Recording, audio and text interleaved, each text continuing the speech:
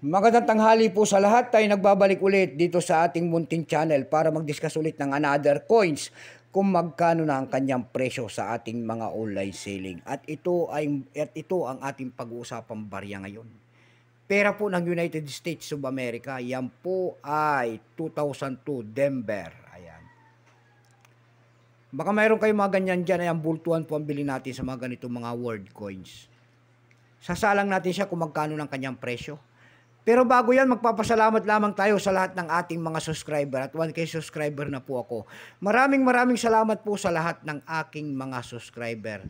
Lahat po na sumuporta dito sa ating munting channel. God bless po sa inyo and take care at magandang tanghali po sa inyong lahat. Ayan. Yun naman po, hindi pa po nakapag-subscribe dyan at gusto nyo ang ganito mga topic po about coins. Anyayaan ko lang sana kahit malaking bagay na po sana ang inyong magagawa.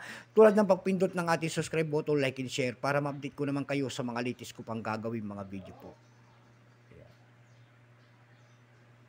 Bago yan, kilalanin mo muna natin siya. Issue po na United States, period, Federal Republic, 1776 up to date po. Composition yan ay circulating, type niyan. Circulating commemorative coins years 2022. Value nito $1/2, 25 cent. Currency dollar 1785 up to date po. Composition niya ni copper nickel. May bigat lamang itong 5.67 grams.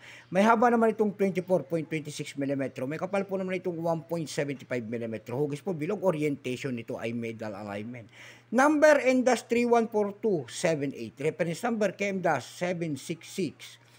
Ito pong year 2002 na to, kung tawagin ayan, ay Denver Mint sa atin. Denver Mint po yan. Yan po ay 56%. Kung ilang piraso naman ang ginawa sa barya ng United States sa hawak natin, ito po ay 258 million. Ayan, 258 million, 200,000 piraso po. May price na rin po yan doon sa ating numista. Yung kanyang extra pen ay 25, almost uncirculated 25. Ang circulated nito ay nagkakalaga po ng 61 pesos. Dumako naman tayo sa kanyang mga presyo sa ating mga online selling. Doon sa ating eb.com, tindahan po ng mga coins, pandaigdigan, eb.com.